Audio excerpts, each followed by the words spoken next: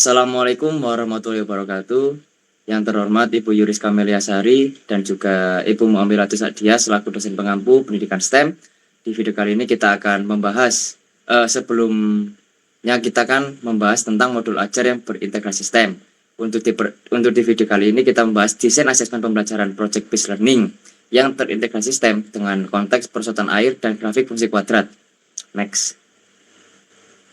Sebelumnya izinkan kami memperkenalkan diri terlebih dahulu. Di kelompok kami ada saya sendiri, Abilingga Parensa, dengan 3 NIM digit terakhir 175, ada Muhammad Safuddin Iksan dengan 3 NIM digit terakhir 195, ada Zakaria Wisnu Habibi dengan 3 NIM digit terakhir 233, dan yang terakhir ada Diki Ardiansa dengan 3 NIM digit terakhir 250.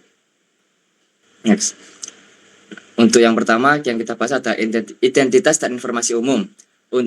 Di sini kami melakukan dengan jenjang sekolah SMA kelas 10 di fase E.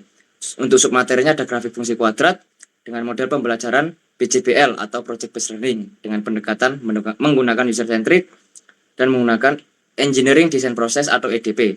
Untuk capaian pembelajarannya di akhir fase E, peserta didik dapat menyelesaikan masalah yang berkaitan dengan persamaan dan fungsi kuadrat termasuk akar imajiner dan persamaan eksponensial berbasis sama dan fungsi eksponensial. Untuk tujuan pembelajarannya, peserta didik dapat menerapkan konsep grafik fungsi kuadrat ke dalam konteks nyata. Next. Terus selanjutnya akan dibahas oleh rekan saya, dipersilahkan. Yang selanjutnya yaitu ada desain dari asesmen. Yang pertama, untuk tujuan asesmen yaitu menilai kemampuan siswa dalam menerapkan konsep fungsi kuadrat dalam konteks nyata. Untuk konsep matematikanya yaitu menganalisis hubungan antara ketinggian atau H dan jarak luncur atau D menggunakan grafik fungsi kuadrat.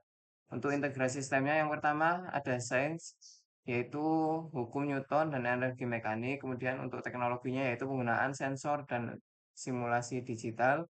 Kemudian untuk tekniknya yaitu desain prototipe yang terdiri dari skala, material, dan stabilitas. Kemudian yang terakhir matematikanya yaitu pemodelan grafik fungsi kuadrat dari data eksperimen. Kemudian pendekatannya yaitu user centric di mana fokus pada kebutuhan pengguna perosotan air seperti keamanan dan kenyamanannya. Kemudian aspek di SDGs-nya ada 3 yaitu SDGs 4 yaitu pendidikan berkualitas.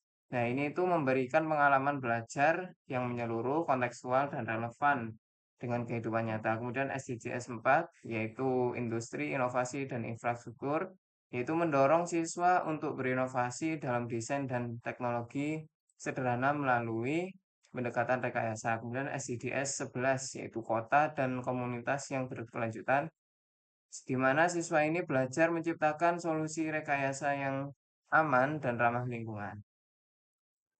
Next.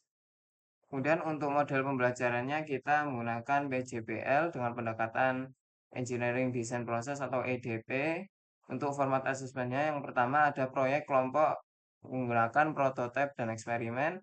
Kemudian ada presentasi kelompok. Terima kasih, selanjutnya akan dijelaskan oleh teman saya. Lanjut ke kegiatan pembelajaran atau sintaksnya ya. Yang pertama ada pendahuluan, hampir sama kayak tugas yang kemarin. Yang pertama ada kegiatan muka pelajaran, menyampaikan tujuan, mengajak kehadiran, melakukan persepsi, memotivasi siswa, memperkenalkan tantangan, menjelaskan keterkaitan step. Masuk ke kegiatan inti, yang pertama ada fase 1, menentukan pertanyaan mendasar, memandu siswa merumuskan pertanyaan investigasi seperti bagaimana ketinggian mempengaruhi jarak luncur, material apa yang cocok untuk membuat perosotan. Yang kedua, memastikan pertanyaan terhubung dengan konsep fungsi kuadrat.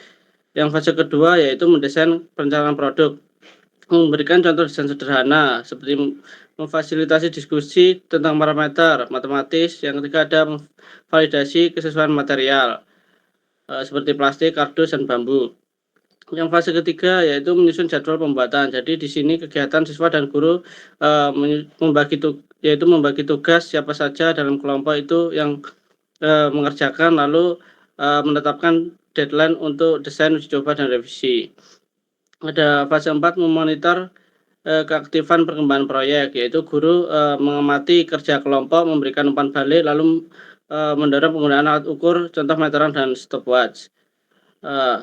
Lanjut ada ke pertemuan 2 yaitu fase 5 menguji hasil. Di sini guru menyediakan area uji coba seperti bak air, permukaan miring, dan juga guru memandu analisis data dengan grafik fungsi kuadrat, memvalidasi kekuatan prediksi matematis.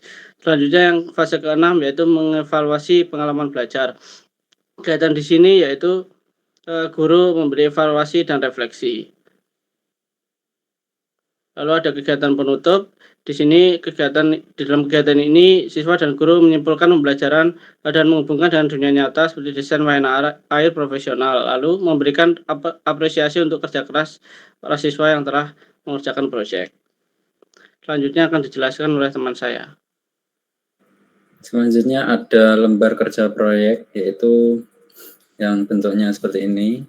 Kemudian di sini ada tertulis tujuan peserta didik dapat menerapkan konsep grafik fungsi kuadrat ke dalam konteks yang nyata. Ada petunjuk pengisian, yaitu mengidentifikasi pertanyaan, bagaimana tinggi perosotan mempengaruhi jarak luncur, buatkan hipotesis dan rancangan eksperimen. Yang kedua, cari referensi dari internet atau kalian peserta didik bisa menggunakan GeoGebra untuk mendesain perosotannya.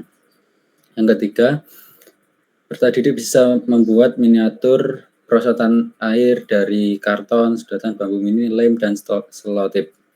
Yang keempat, melakukan dokumentasi pada pembuatan dan membuat laporan, serta menyertakan perhitungan dan sketsa grafik fungsi kuadrat. Yang kelima, karya yang sudah jadi akan dipresentasikan di pertemuan yang selanjutnya.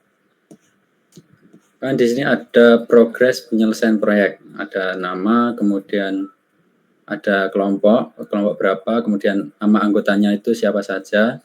Kemudian pada tabel ini ada deskripsi kegiatannya itu apa yang sudah dilakukan dan waktunya itu kapan. Nah, di sini ada rubrik penilaian proyek STEM.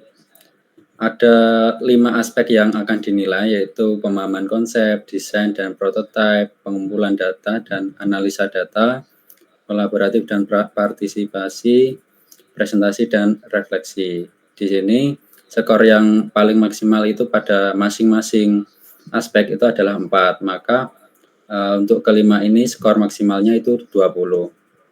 Jadi nilai adalah skor perolehan per nilai maksimal dikali 100.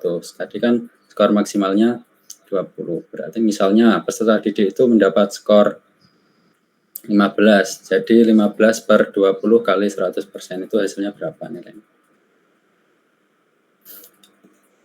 Mungkin itu saja yang dapat saya sampaikan. Terima kasih, saya kembalikan ke Abid.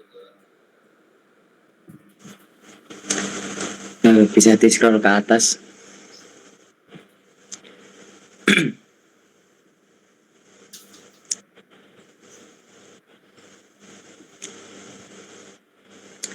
Oke, baik.